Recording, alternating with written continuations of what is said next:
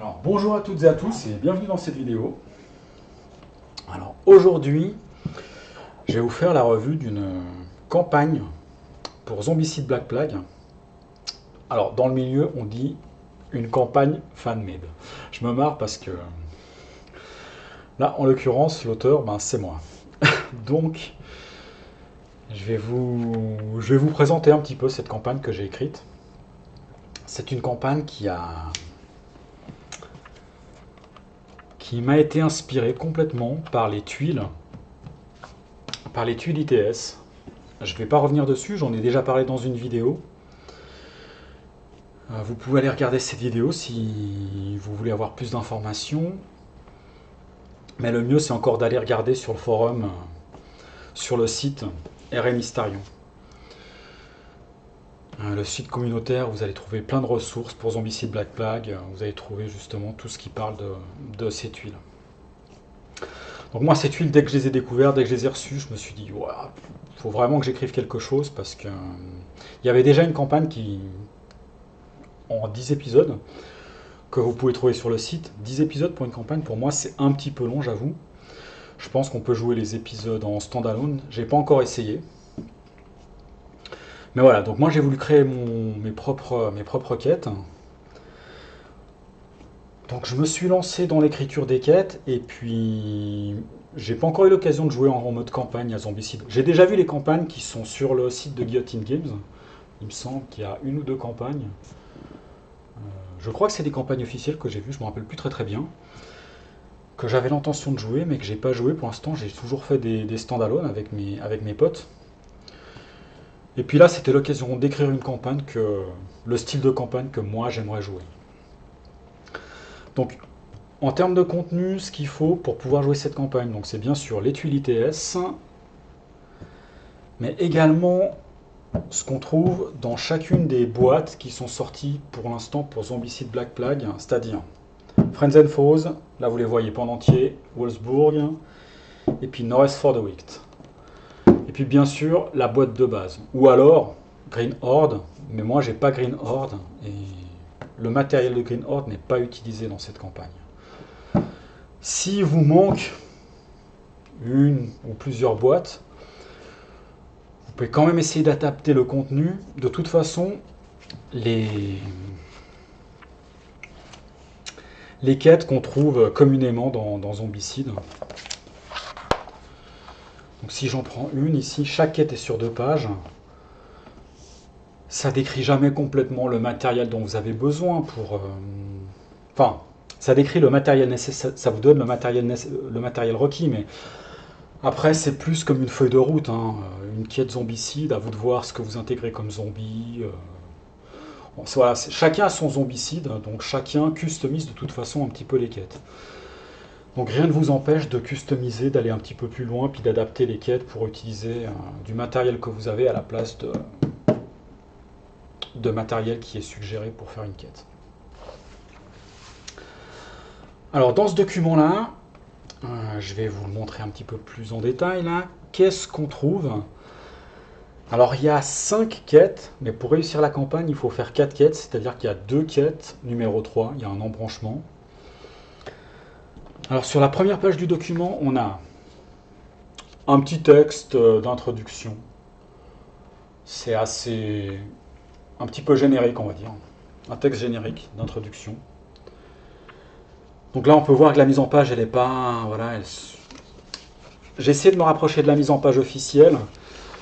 C'est plus vrai sur les pages de quête qui sont en 2 colonnes. Bon, pour le reste, j'ai pris pas mal de liberté. C'était par facilité, en fait. Donc on va dire que c'est la première version, mais j'espère bien avoir une deuxième version avec une mise en page qui serait vraiment... qui collerait presque à 100% de la mise en page officielle. Donc sur la première page, donc on a, comme je disais, on a un petit texte narratif assez générique. Et puis ensuite on a la première quête. Alors chaque quête, qu'est-ce qu'on a? Elles se décomposent comment? On a une page de prologue, donc celle-là là. On a 2 pages de quête, donc pour la quête 1 ici et ici.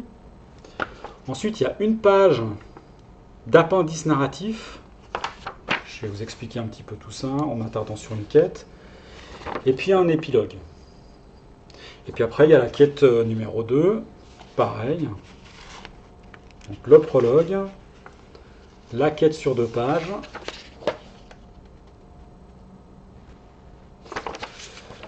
Et puis ici, on va avoir après, pardon, je vais poser ça. L'appendice narratif pour la quête numéro 2, l'épilogue pour la quête numéro 2, puis comme il y a 2 quêtes numéro 3, selon des choix qu'on fait, il y a la première, il y a la deuxième, et puis après il y a la quête numéro 4, là je vais un peu plus vite, et puis à la fin il y a une sorte de tableau qui va vous servir à faire un peu le suivi de vos personnages. Et puis j'ai compilé des questions-réponses à la fin dans une FAQ. Avec les remerciements qui vont bien, tout à la fin. Envers les personnes qui sont les plus directement impliquées, qui m'ont inspiré pour... Enfin, qui ont fait en sorte que j'ai eu ces tuiles entre les mains. Donc c'est-à-dire Wawan et Foulque Noir. Que je remercie encore.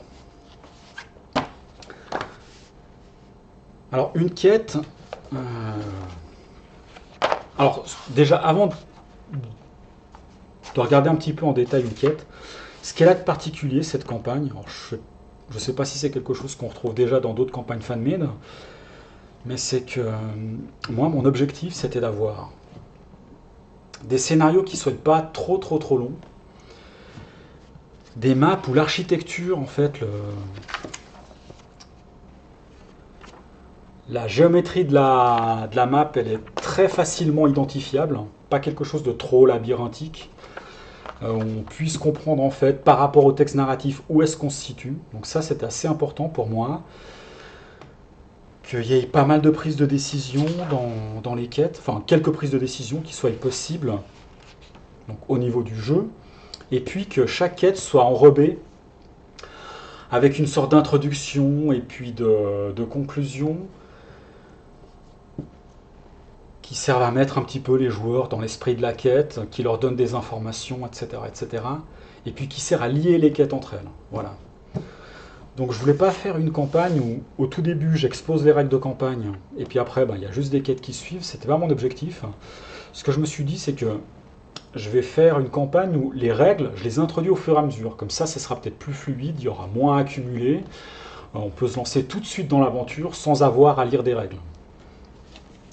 Et pour cette raison-là, en fait, on a dans chaque quête un prologue. Et puis dans le prologue, qu'est-ce qu'on a? On a un petit texte narratif. Et puis après, il y a des règles de campagne qui vont dire, voilà à quoi vous avez droit pendant cette campagne, ce que vous pouvez faire. Par exemple, au tout début, qu'est-ce qu'on explique? On explique que les survivants que vous allez choisir en début de campagne, c'est ceux que vous allez avoir sur toute la campagne. À une exception près, parce qu'il y a une petite surprise à un moment qui va arriver au scénario 3. Donc si un survivant meurt, il meurt pour tout le reste de la campagne. Voilà. Et puis il y a d'autres choses qui sont expliquées. Après, il y a les quêtes. Alors ça, elles tiennent sur 2 pages, c'est plus classique. Avec du texte, narratif, concernant la quête, objectif, règle spéciale. Et puis après, il y a un appendice narratif. Alors cet appendice narratif, comment est-ce qu'il fonctionne? En gros, dans les règles spéciales, il y a chaque fois un petit paragraphe.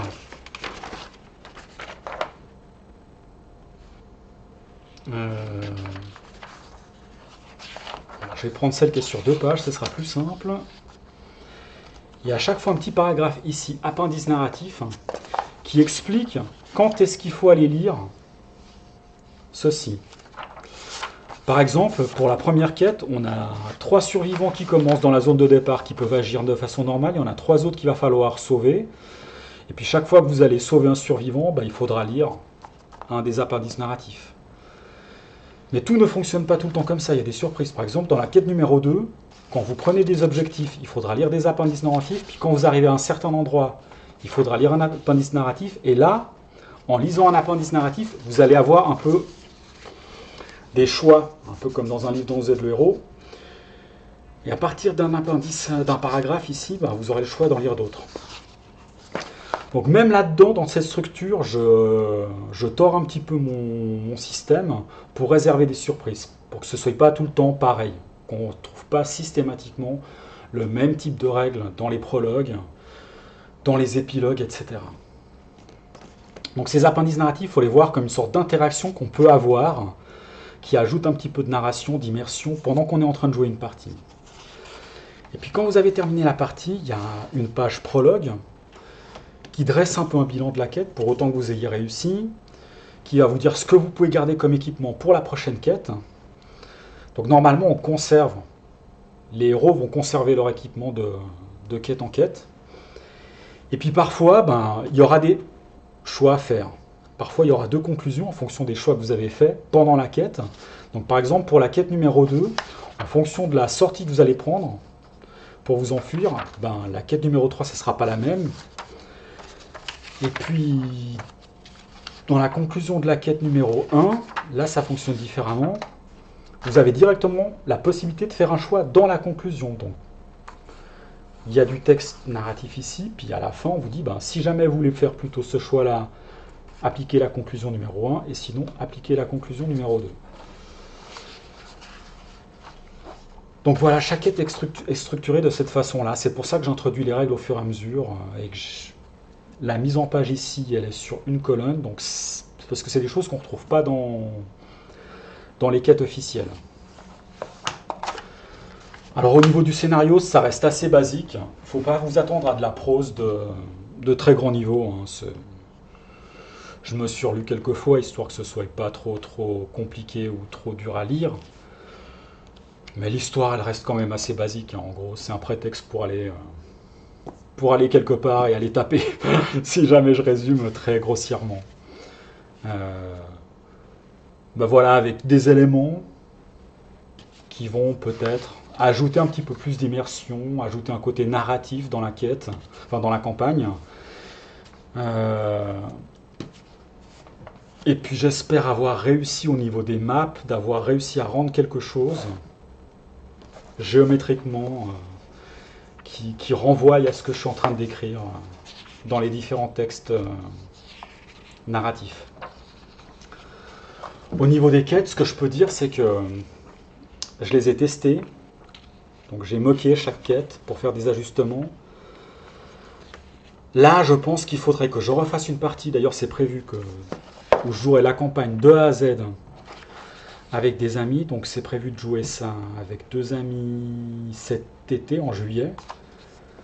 Il y aura sûrement des ajustements encore après ça, mais là je pense que de toute façon, comme chacun a son zombicide, comme de toute façon les quêtes, vous les tunez un petit peu vous, c'est difficile de tuner la difficulté pour tout le monde. Donc là, c'est sûr que c'est adapté à mon zombicide. Mais là, je pense que j'avais un équilibre qui était déjà suffisant pour pouvoir publier une version, donc c'est ce que j'ai fait. J'ai d'abord commencé par faire un post donc, sur le forum RNistarion. Et puis là, j'en parle dans une vidéo parce que je me dis que les personnes qui ont commandé les DAL ITS, c'est sûr qu'elles connaissent la communauté RNistarion, mais peut-être que parmi vous, il y en a qui sont pas des utilisateurs réguliers du forum. Donc c'est une façon de vous dire, tiens, voilà, maintenant il y a ça qui existe, peut-être que ça peut vous intéresser. Peut-être qu'il y a d'autres personnes qui font du Zombicide Black Plague, qui avaient déjà entendu parler de ces dalles, qui étaient curieux, peut-être à cause d'une vidéo que j'ai faite justement précédemment, et puis qui n'ont pas encore ces dalles, qui n'ont pas passé de commande, ou qui ne sont pas lancés dans la construction eux-mêmes de ces dalles. Bon là, voilà, c'est peut-être encore un nouvel élément, cette campagne, qui fait vivre un peu ces dalles, qui va peut-être, pour ces personnes-là, accroître un petit peu la curiosité. Et ça va peut-être vous donner envie de sauter le pas et puis d'avoir ces dalles-là. Moi, je vais vous mettre donc un lien où choper ce document-là. Faut être indulgent avec eux. C'est les premières quêtes et campagnes que j'écris pour Zombicide. Faut être indulgent avec la rédaction et avec différents éléments, je pense. Vous voyez ça comme un guide, comme un canevas, une feuille de route qui peut vous aider à vivre une campagne ou des quêtes. S'il y a des choses qui ne vous plaisent pas, vous n'êtes pas obligé de vous y coller. Donc vous pouvez récupérer cette campagne-là, en profiter, la partager si vous en avez envie. Pas de bêtises, essayez pas de vendre cette histoire-là, d'accord, ou quoi que ce soit dans le genre. C'est du contenu totalement gratuit, et tant que ça reste gratuit, vous pouvez là prendre ce document, en faire une version, le modifier pour vous, il n'y a pas de souci. Voilà, donc moi c'est tout ce que je voulais vous dire sur cette campagne qui s'appelle La mort vient d'en haut, qui utilise les dalles ITS que je vais tout de suite ranger dans ma boîte parce que mes figurines sont rangées ailleurs. Dans ma boîte, ici j'ai que les cartes et des tokens. Et puis pendant que je range ça, eh ben, je vais vous dire tout de bon et à bientôt peut-être dans la prochaine vidéo. Allez, ciao ciao.